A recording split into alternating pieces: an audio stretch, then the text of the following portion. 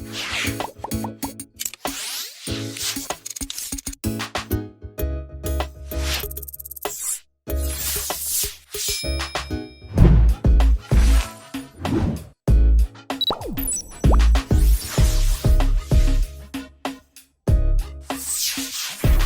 halo sahabat Nova, senang sekali aku Acik bisa menyapa sahabat Nova lagi. Nah, di sore kali ini kita akan ngobrol lagi nih sama seseorang penyanyi muda perempuan nih. Jadi kita akan ngobrol sama yang cantik-cantik sore hari ini karena kita akan ngobrol sama Monita Tahalea. Siapa coba yang nggak tahu penyanyi Monita Tahalea? Dia udah dapat banyak penghargaan dari lagu-lagunya, terus kemudian juga lagu-lagunya juga pasti sahabat Nova tahu. Nah, karena kita akan ngobrol sama Monita Tahalea, aku kasih sedikit bocoran nih. Di sore hari ini, kita akan ngobrol sama Monita Tahalea tentang satu album barunya. Album barunya itu adalah bertajuk Dari Balik Jendela. Nah, kayaknya pas banget dengan keadaan kita sekarang ini yang emang harus di rumah aja. Karena harus di rumah aja, kita mungkin jadi punya banyak waktu di rumah di balik jendela, jadi mungkin cocok kali ya untuk membahas album dari Monita Tahalea ini. Oke. Jadi sahabat Nova, kalau mau punya pertanyaan tentang album barunya Monita, lagu-lagunya Monita, atau mungkin kegiatan apa yang Monita lakukan selama di rumah aja ini, sahabat Nova bisa langsung banget nanti kasih pertanyaan di kolom komentar, kita akan tanyakan langsung sama Monita. Oke, karena kayak sahabat Nova udah gak sabar. Nah, sahabat Nova jangan sungkan. Langsung kalau punya pertanyaan, kasih di kolom komentar aja. Halo Kak Monita. Hai semuanya, hai sahabat Nova. Halo Kak, sehat ya Kak? Sehat. Oke. Nah, aku tuh udah kasih bocoran nih sedikit Kak sama sahabat Nova. Kalau hari ini kita akan ngobrolin tentang album Kakak yang Dari Balik Jendela. Aku tuh menarik banget menurutku karena judulnya Dari Balik Jendela kayak pas banget sama kondisi kita sekarang yang harus di rumah aja gitu kan Kak. Nah, kenapa sih nama albumnya Dari Balik Jendela? Nama albumnya Dari Balik Jendela pertama-tama karena berhubungan album ini dibuat kurang lebih 2 tahun. Aku bikin bersama dengan Indra Perkasa. Ada beberapa teman-teman juga yang terlibat nulis lagu bareng di dalamnya. Salah satunya baru join nih, kabar. Nah, selama beberapa tahun terakhir itu 5 tahun lah dari album pertama, dari album kedua sampai akhirnya aku mulai ngerjain album ini 2018. Banyak hal yang terjadi gitu, jadi banyak cara pandang yang berubah, banyak cerita-cerita momen-momen yang aku lewatin yang banyak mengubahkan aku sebagai manusia lah gitu. Terus akhirnya lagunya tuh terjadi karena momen-momen tersebut. Lalu begitu konsepin albumnya, mau kasih judulnya, inspired juga sama salah satu pelukis yang aku suka, namanya Edward Hopper. Ada banyak lukisannya dia yang menggambarkan seseorang yang duduk dari balik jendela gitu, di kereta kah atau di sebuah restoran, tapi menggambarkan satu momen, ada pokoknya bercerita lah momen itu. Ya udah akhirnya aku kasih judul ya kayak ya, Di Balik Jendela. Tapi terus aku berdiskusi sama Ranya, waktu itu istrinya Indra Perkasa, produserku yang bikin album ini juga. Aku bilang kira-kira dari balik jendela atau di balik jendela ya, yang nggak terlalu menunjukkan orang itu di dalam atau di luar gitu. Terus kita diskusi, oh dari balik jendela. Ya udah akhirnya terjadilah Dari Balik Jendela itu. Panjang ya penjelasannya. Tapi berarti emang udah ada sempat kepikiran di balik jendela atau dari balik jendela itu ya Kak? Iya, antara itu sih. Cuma soalnya kan kalau kita perhatiin kan di balik jendela, kesannya kayak kita di dalam kan, di balik jendela gitu. Kalau dari balik jendela kan ya bisa berbicara 2 arah gitu, dari dalam atau dari luar, atau dari balik jendela siapa gitu kan. Gitu sih. Nah, untuk penulisan lagu ini prosesnya berapa lama Kak? Untuk penulisan lagu macam-macam sih. Ada lagu yang liriknya jadinya cepet, ada lagu yang liriknya jadinya lama banget, malah sampai baru memulai rekaman baru terjadi. Jadi kurang lebih 1 tahunan lebih proses nulis liriknya. Macam-macam sih, beda-beda dalam satu album. Tapi yang nulis semua lagu di album ini Kak Monita semua? Aku nulis sama beberapa teman. Ada lagu yang aku tulis semua, ada lagu yang aku tulis bersama, contohnya Laila, ditulis oleh Kabar, aku yang tulis liriknya. Lalu Pada Air dan Pada Angin itu ditulis sama Ananda Badudu. Lalu Jauh Nan Teduh itu aku tulis bersama dengan Ananda Badudu. Lalu Tapak Hening itu ditulis rame-rame juga bareng sama Bayu Risa, Yosua, aku, dan Teori Sirumte. Lalu untuk lagu Sayonara ditulis berdua dengan Gerald. Lalu lagu Sibu-Sibu ditulisnya rame-rame lagi, aku bareng sama Gerald dan sama Mas Yosef Sitompul.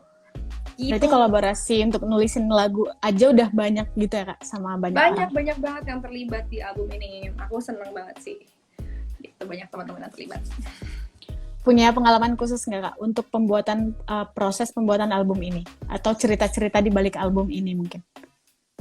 Banyak sih cerita di balik album ini. Pertama, jadi tema besarnya album ini adalah waktu gitu. Aku banyak merenungkan tentang waktu lah. Waktu tuh ternyata kayak kita sadar lah, kayak sekarang kita banyak buat rencana, tapi pada akhirnya kita harus menyerahkan semua rencana kita sama sang pemilik waktu, yaitu Tuhan gitu kan. Jadi banyak hal tentang kejadian momen yang terjadi di hidup aku tuh semuanya ya pasti berhubungan sama waktu. Contohnya lagu Sesaat Yang Abadi. Sesaat Yang Abadi aja udah kayak sesaat yang abadi. Jadi itu momen dimana aku dulu punya adik yang meninggal di usia 4 tahun gitu. Jadi aku inget-inget aja, wah ternyata memang umur manusia tuh nggak ada yang tahu. Kadang Tuhan kasih umur 4 tahun, tapi 4 tahun dia bersama-sama dengan kita tuh momennya selalu kita ingat.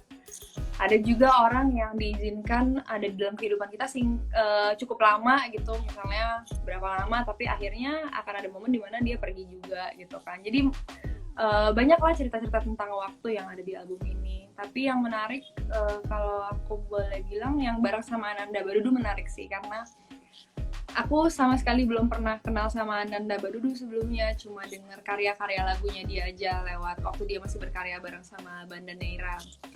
Gitu. Jadi tahun 2017 atau 2018 gitu, selama beberapa bulan aku nggak dengerin musik lain selain musiknya dia gitu. Musiknya dia bersama dengan Gardika Gigi. Aku terinspirasi banget sama kata-katanya.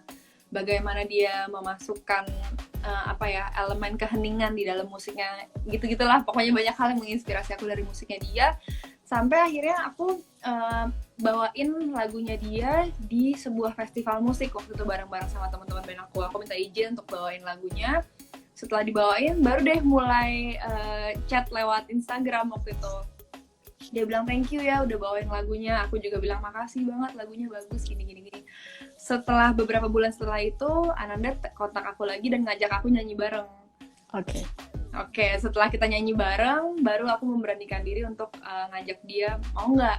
Gue lagi bikin album nih, mau nggak nulis lagu bareng? Dan dia bersedia gitu. Jadi itu salah satu momen yang belum pernah aku alamin sebelumnya. Baru kenalan sama orang, terus udah duduk bareng dan nulis lagu bareng gitu. Biasanya kan harus banyak penyesuaian kan, tapi bareng sama Ananda lumayan cepat penyesuaiannya karena kita banyak ngobrol juga sih. Jadi ada satu hari kita workshop isinya cuma ngobrol aja. Ngobrol tentang perjalanan musiknya dia, tentang kenapa dia memilih musik, kecintaan dia terhadap musik. Aku pun juga membagikan tentang kecintaan aku terhadap musik, konsep aku tentang album ini. Akhirnya baru deh kita mulai nulis lagu. Itu menurut aku pengalaman yang berharga dan baru banget buat aku gitu. Duduk langsung dan bertukar pikiran dan nulis lagu bareng orang lain. Itu lagu yang mana Kak? Kenapa? Itu lagu yang mana? Jauh Nan Teduh dan Pada Air Pada Angin.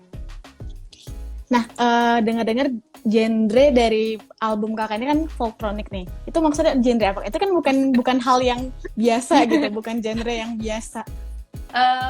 Sebenarnya kalau ngomongin tentang lagu kan sebenarnya nggak ada genrenya, tapi memang sebuah album itu memang harus memang harus ada apa ya istilahnya, ada tempatnya lah. Nah untuk album ini kita kasih nama folktronic untuk mempermudah teman-teman tahu elemen apa aja yang ada di album ini gitu. Banyak terinspirasi, waktu referensinya banyak musik folk. Aku mencoba untuk mendalami musik folk dalam arti bunyian akustik, lalu penulisan ceritanya gitu kan. Masih banyak mesti belajar sih. Lalu troniknya ada di elemen elektronik yang ada di album ini. Aku bekerja sama dengan Indra Perkasa yang lagi sering lagi ngulik modular juga, dan banyak elemen synthesizer, modular segala macam yang Indra Perkasa masukkan di album dari Balik Jendela ini. Makanya kita kasih judul Folktronic. Folktronic. Oke. Kan tapi kan biasanya Monita ini dikenal sebagai penyanyi yang pakai instrumen gitar, piano. Jadi merasa meninggalkan nggak? Enggak sih, sebenarnya aku juga nggak terlalu fasih-fasih banget sih main instrumen. Makanya aku kalau nulis lagu tuh selalu harus sama orang lain gitu yang bantuin aku untuk cari chords-nya waktu nulis melodi segala macem gitu.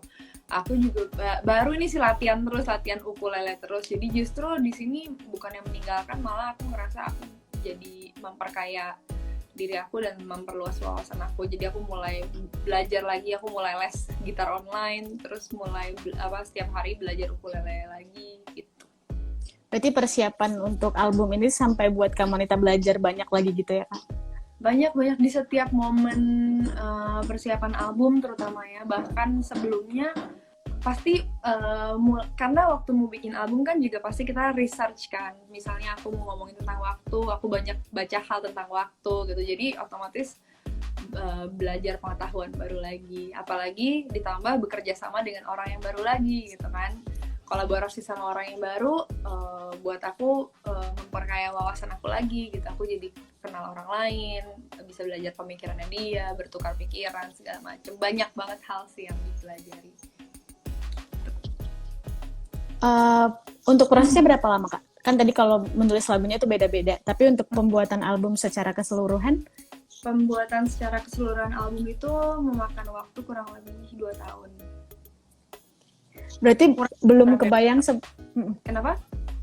Tapi berarti nggak kebayang sama sekali kalau keadaannya setelah meluncurkan album ini bakal ada pandemi seperti sekarang ini ya, Kak?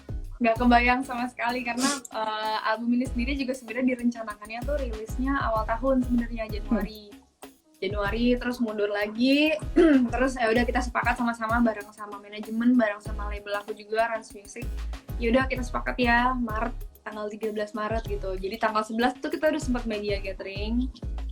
Jadi tanggal 13 semua juga metadata udah all set semuanya. 13 rilis, nggak pas 13 itu juga sebenarnya udah banyak berita tentang corona kan.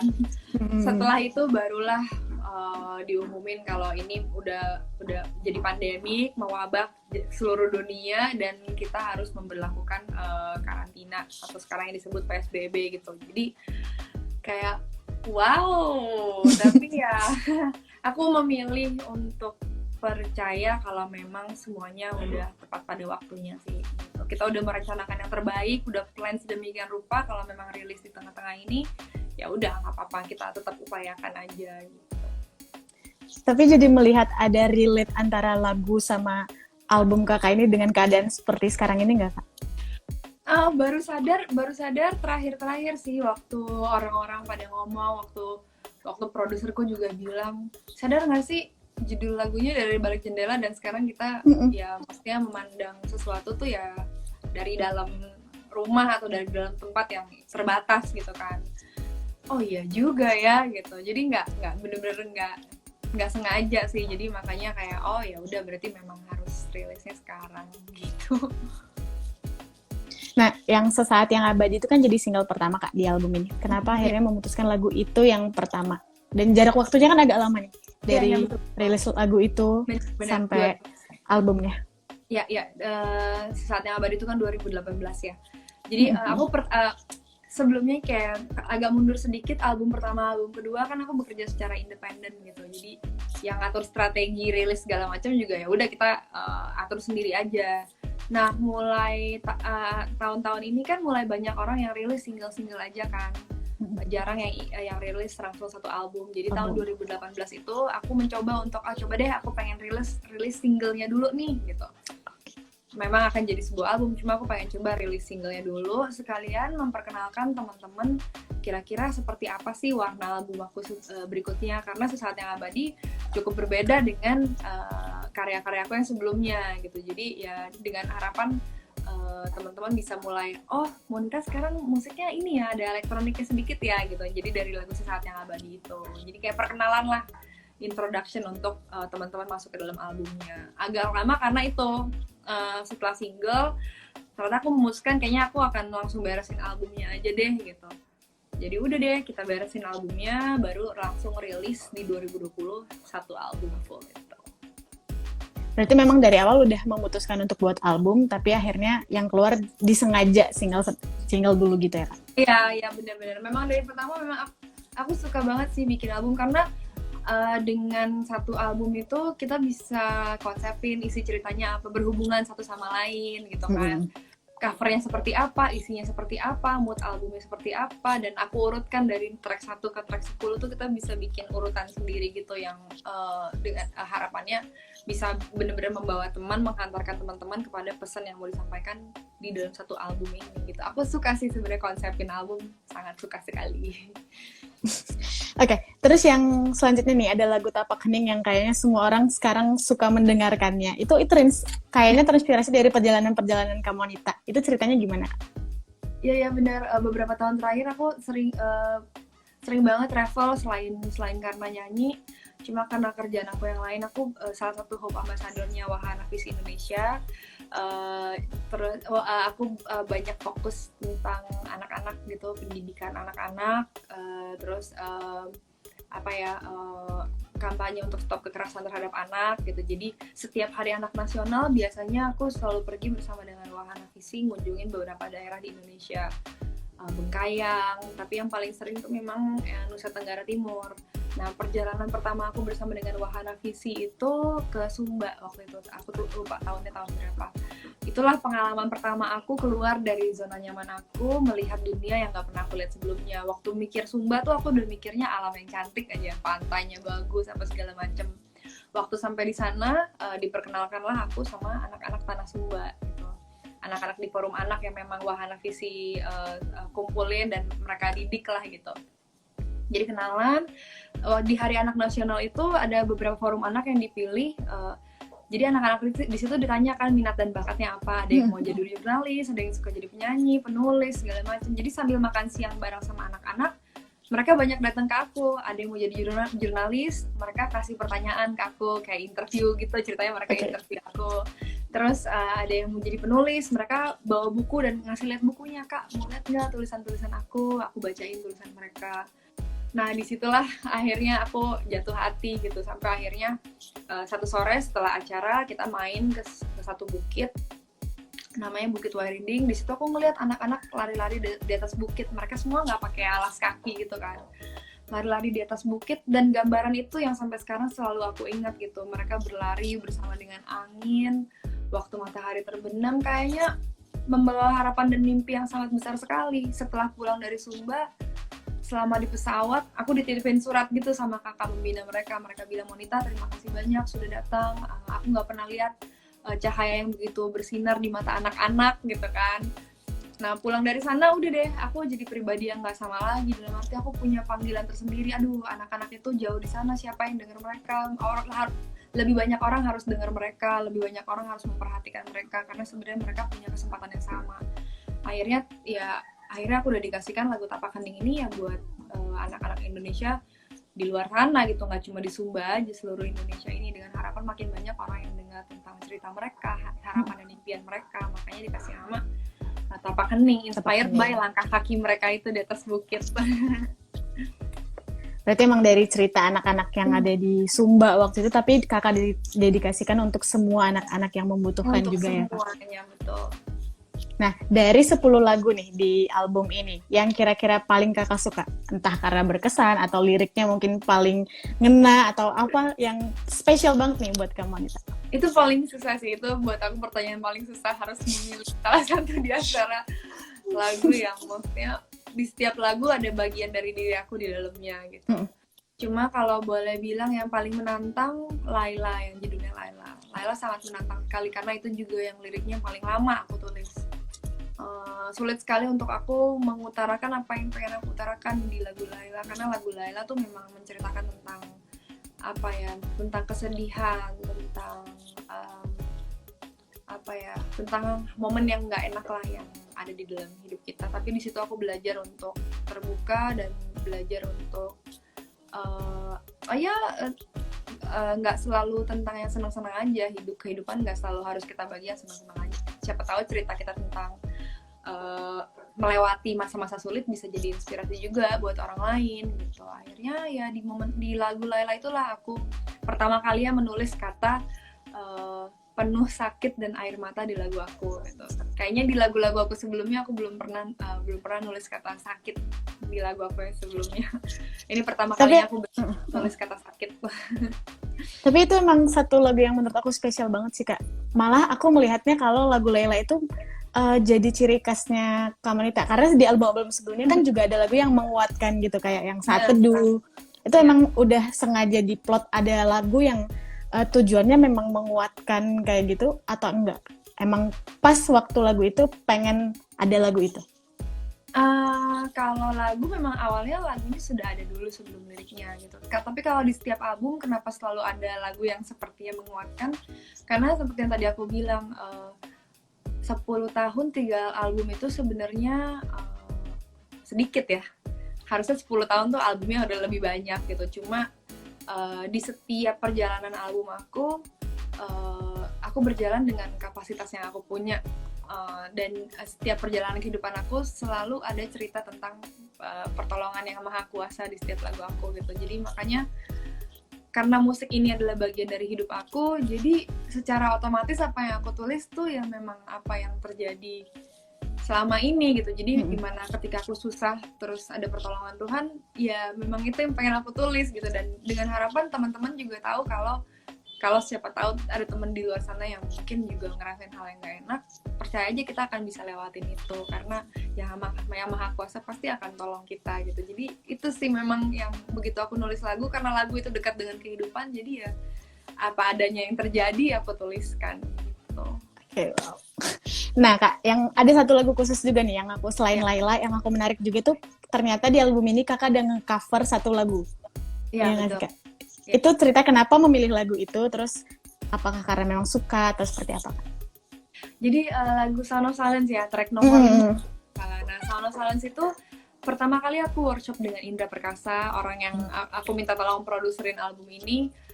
Kita biasanya ada proses workshop dulu. Jadi pertama kali aku minta tolong Indra Perkasa, Kak kita workshop yuk, coba cover lagu orang gitu.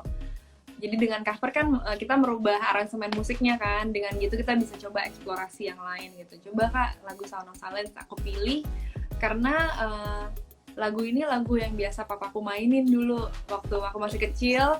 Biasanya papa tuh kalau kita pulang sekolah sore-sore suka main gitar, terus kita suka dipanggil, ayo sini nyanyiin lagu, belajar lagu Beatles, lagunya Simon Garfunkel. Jadi sebenarnya itu koleksi lagunya papaku gitu, dan aku selalu ingat. Dan papaku juga orang pertama yang kenalin aku sama musik, suka ngajarin, ayo nyanyi lagu Sio Mama, lagu ini. Terus mamaku juga setiap acara keluarga, ayo nyanyi gitu kan. Jadi di album ini, karena aransemennya udah jadi juga, aku pernah bikin sama Indra Perkasa di workshop, dan aku coba minta izinnya. Setelah dapet izinnya, akhirnya kita putuskan untuk ada di album ini gitu. Juga aku udah dikasihkan untuk papaku gitu. Jadi pengennya papaku begitu dengar albumnya, wah ini lagu kesayangan papa nih, kamu nyanyiin gitu. Tapi memang dari awal udah menentukan kalau emang pengen ada satu lagu cover gitu. Iya.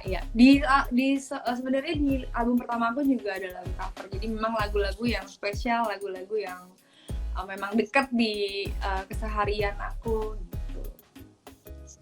Nah, kalau yang Kakak lakukan nih di masa pandemi kayak gini, strategi promonya jadinya gimana, Kak? Strategi promonya udah pasti dulu aku paling nggak bisa IG live atau ngomong sendiri di depan kamera.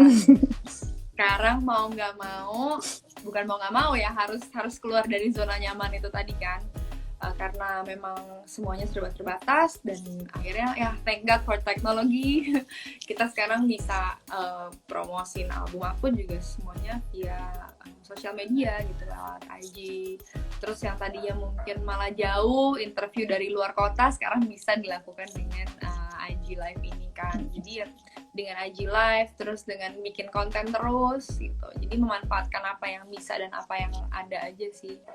dengan harapan sampai repost terus gitu. Ya udah, kita sebagai artis juga harus promote terus album kita. Tapi yang paling aku seneng tuh sebenarnya bacain feedback dari teman-teman. Suka banyak yang posting dan Kak, lagu ini bercerita tentang ini. Aku jadi lumayan makin rajin tuh ngeliatin yang kayak gitu-gitu. Jadi aku tahu, oh teman-teman suka lagu yang ini, suka lagu yang ini gitu.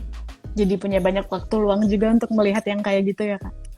Iya, maksudnya dengan kayak gitu kan aku ternyata orang-orang dengerin, bisa aku repost gitu kan. Jadi orang-orang juga ada lagu ini ya, yang mungkin tadi mereka belum tahu karena lihat postingan aja jadi tahu kayak gitu. Ya dengan cara itu sih strategi promonya. Nah, perjalanan Monita di 10 tahun ini, di 3 album kan udah, meskipun tadi Monita bilang kayaknya itu sedikit 3 album, tapi kan Monita udah dapat banyak penghargaan Kak. Nah, perasaannya gimana nih sampai ada di titik sekarang ini setelah meluncurkan album ketiga? Perasaannya sangat amat bersyukur sekali ya, karena kalau aku sebenarnya bukan cita-cita aku jadi seorang penyanyi gitu. Dulu belajar musik, dilesin piano, gitar, nyanyi, tapi memang nggak pernah punya cita-cita jadi seorang penyanyi gitu. Dulu pengen jadi psikolog gitu. Cuma karena tahun 2005 pas tepat lulus sekolah, terus aku ikut kompetisi Indonesian Idol juga, tiba-tiba segala sesuatunya berubah lah di situ.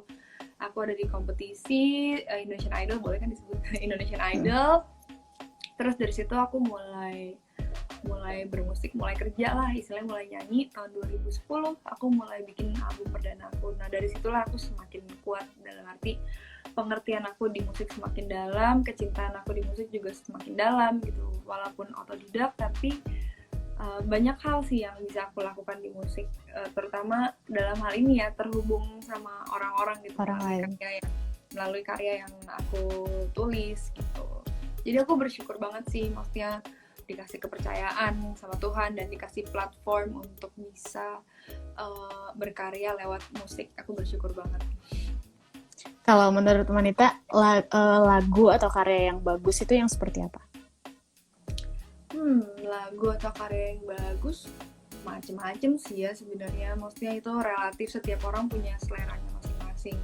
Tapi kalau aku sendiri tuh aku dengerin lagu yang nemenin aku, soalnya random banget, tiba-tiba suka lagu rock, tiba-tiba lagu hip hop, tiba-tiba lagu instrumen doang gitu.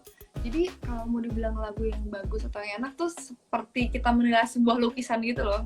Lukisan kan punya maknanya masing-masing, kita nggak bisa kasih tahu. Kalau aku bilang lagu ini bagus, temen yang lain bilang menurut gue kurang ya gitu. Jadi itu hal yang nggak bisa dinilai sih, lagu yang bagus seperti apa.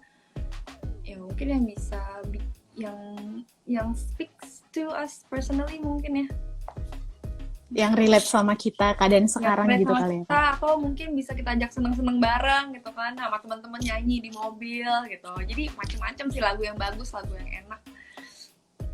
Ini ada pertanyaan yang relate nih kayaknya dari sahabat Nova dari Indonesia. Kak Monita, mau dong share playlist lagu biar pagi-pagi WFH lebih semangat. Mungkin yang menurut Kak Monita bagus didengarkan nih pagi-pagi. Pagi-pagi ya, waduh banyak banget. Aku suka dengar musik bossa nova. Tergantung sih, kadang-kadang kan ada yang pagi udah cerah banget gitu kan. Paginya kita berasa, pagi ini kayaknya mataharinya kayak bagus nih. Atau pagi-pagi banget tiba-tiba mendung. Itu biasanya aku menyesuaikan tuh dengan cuaca, lagi pengen denger yang kayak gimana ya. Cuma buat aku lagu-lagu bossa nova, jazz tunes, terus lagu-lagu folk, akustik gitu, itu yang paling sering menemani aku sih. Karena santai, chill. Nah biasanya justru playlist yang agak-agak semangat, hip hop, atau playlist seperti yang aku bikin tuh di album Dari Balik Jendela, ada satu playlist judulnya Sibu-Sibu. Itu yang paling upbeat dari antara semuanya. Itu biasanya playlist nemenin kerja tuh. Misalnya kalau sekarang di rumah aja nemenin nyapu atau ngepel kan pengennya semangat gitu kan, sambil bisa nyanyi-nyanyi supaya nggak kerasa capek, yang bikin kita semangat. Biasanya aku itu sih tergantung waktunya, pagi, siang, sore, malam memang beda tuh. Tapi kalau pagi biasanya lebih nyantai, bossa nova, gitu, chill gitu. Oke, aku akan bacain beberapa pertanyaan nih Kak dari sahabat Nova yang udah masuk di komenannya. Yang pertama nih ada dari Deborah SNG. Kak Monita sering gak jadi nyanyi sama suami di masa pandemi kayak gini? Beberapa kali, karena suami aku lagi ngerjain lagu juga. Maksudnya dia lumayan banyak juga nih, lagi ngerjain lagu, baru rilis lagu, lagi ngerjain lagu. lagu dan harus tadi yang aku cerita harus ngerjain kopinya dia gitu. Jadi mau bikin live berdua tuh jadi kayak aduh ntar aja kita santai dulu aja kita buat santai dulu jadi kayak gitu. Belum sih, nanti dia mungkin kalau udah sedikit udah mulai beradaptasi sama ritmenya kita sekarang, mungkin kita bisa kita bikin apa yuk bareng yuk. Sekarang tuh masih modenya masih kayak menyesuaikan ritme nih. Oke, ngapain. Oke, selanjutnya dari Det. Kak, kenapa pada air dan pada angin dijadiin 2 track padahal liriknya sama? Oke, pada air, pada angin itu betul, bukan sebenarnya itu satu lagu, satu bagian. Dijadiin pecah karena kita memang pengen jadiin pengantar ke lagu berikutnya gitu. Jadi kayak pada air, pada angin itu ada sebelum Jauh dan Teduh ya kalau nggak salah. Berikutnya ada setelah Laila kalau nggak salah. Itu memang kayak pengen kayak lagi cerita sama temen. Kayak kalau kita baca buku atau buku puisi kan suka ada bagian yang diulang untuk pengulangan itu sebenarnya penekanan. Pengulangan itu sebenarnya penekanan dari inti dari album tersebut gitu. Jadi kenapa diulang-ulang? Aku berserah pada waktu, pasrah pada air, terserah kau bawaku. Ya memang lagu ini tuh tentang pada waktu tadi berserah sama yang punya waktu, berserah sama pencipta air dan angin, pencipta segalanya. Kalau ya ternyata hidup ini memang milik engkau aja gitu. Oke, berarti emang untuk menghubungkan semua lagu di album itu kali ya Kak? Oke, pertanyaan selanjutnya Argata. Oh, kalau tadi aku tanya lagu paling kakak suka di album ini, dia nanya nih, dari semua lagu yang udah kakak buat, paling suka yang mana? Dari semua lagu yang, wah itu lebih susah lagi ya. Iya, tadi kan aku ngasih pertanyaan cuma 10 dari album ini, Kak. Ini dari semua ya? Wow. Itu aku kayak lebih gak bisa jawab lagi tuh. Tapi mungkin, atau mungkin lagu yang jadi paling sering kakak bawain kalau harus nyanyi, harus konser. Itu yang paling sering dibawain tuh pasti Memulai Kembali, karena banyak teman-teman juga yang request lagu itu. Jadi kayak anthem gitu kan, Memulai Kembali. Yang paling sering dibawain sih memang Memulai Kembali, dan biasanya selalu ada di akhir pertunjukan aku. Berarti Memulai Kembali itu jadi berkesan karena selalu dibawain ya Kak? Memulai Kembali itu sebenarnya berkesan karena dari album pertama ke album kedua itu lagi kayak apa ya, bukan batu loncatan, itu kayak proses aku berikutnya gitu. Dari sebelumnya album pertama dibimbing sama Indra Lesmana, maksudnya nama besar Indra Lesmana, tiba-tiba di album kedua aku memberanikan diri untuk berkarya dengan lagu-lagu aku sendiri yang aku tulis bersama dengan Gerald gitu kan. Jadi itu salah satu langkah memberanikan diri aku untuk oke, sekarang aku mau tulis lagu aku sendiri gitu. Makanya aku tulis Memulai Kembali dalam arti aku memutuskan untuk meninggalkan kesuksesan ataupun kegagalan yang lalu, dan aku mau mulai, meskipun harus mulai dari nol lagi, nggak apa-apa, kita maju lagi gitu. Jadi kayaknya awalnya aku tulis untuk diri aku sendiri, aku nggak nyangka juga kalau ternyata itu, aku nggak nyangka juga gitu kalau lagu itu berbicara buat banyak teman-teman lainnya gitu. Jadi itu salah satu momen dimana aku kayak wah, waktu nyanyi Memulai Kembali dan teman-teman yang nonton ikut nyanyi tuh terharu banget sih gitu. Ada teman-teman lain juga sama-sama berjuang dalam perjalanan ini bersama dengan aku gitu. Jadi lagunya udah bukan punya aku lagi, tapi lagunya jadi punya semua orang gitu. Nah, ini ada yang respon nih Kak, kayaknya jadi mengungkapkan lagu yang mereka paling suka. Ini dari semua lagu Kamu Wanita, dia paling suka Hai. Ada yang suka Dandelion juga. Thank you. Terus ada yang kasih feedback, Memulai Kembali bener-bener ngasih positive vibes. Terima kasih. Oke, ada pertanyaan juga nih Kak. Kak, kenapa waktu itu mau collabs bareng The Overtones nyanyi lagu Bicara? Oke. Kenapa mau banget gitu, karena pertama kali aku ketemu di Overtones tuh waktu lagi acara Jazz Gunung di Bromo gitu. Kita lagi soundcheck, terus kenalan, terus aku dengerin mereka soundcheck, astaga bagus banget. Mereka nyanyi bertiga, bagi-bagi suara. Bagus banget anak-anak ini, aku pikir. Nah, aku seneng banget sih waktu label mereka ngontak aku dan ngajakin aku untuk kolaborasi di lagu Bicara. Aku langsung dengan senang hati mau. Mereka udah kirimin lagunya enak, seneng banget. Aku waktu lagi di studio bareng mereka juga seneng banget juga karena ternyata semuanya berjalan lancar. Anak-anak mereka juga keren-keren banget, dalam arti nulis lagunya bagus-bagus banget. Jadi tuh salah satu, aku nggak punya alasan untuk nolak sih. Gitu. Karena emang Iya, karena aku juga pengen dengar juga jadinya kayak apa ya kalau aku kolaborasi sama mereka, dan ya seneng banget kalau banyak teman-teman yang menikmati dan seneng. nah di album ini harapan Kak Monita nih buat album ini, yang album Dari Balik Jendela. Harapannya ya pasti semoga album ini bisa travel ke banyak tempat.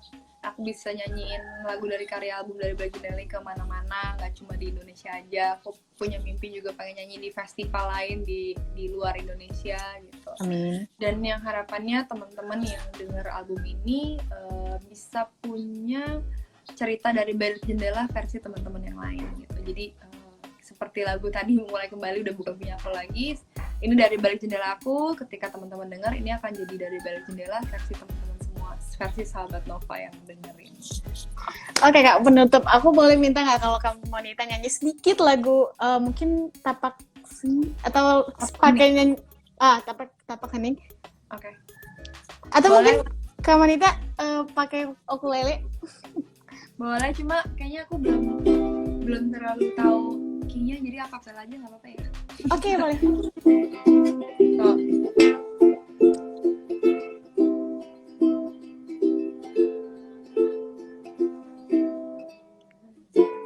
ya, akapela aja ya.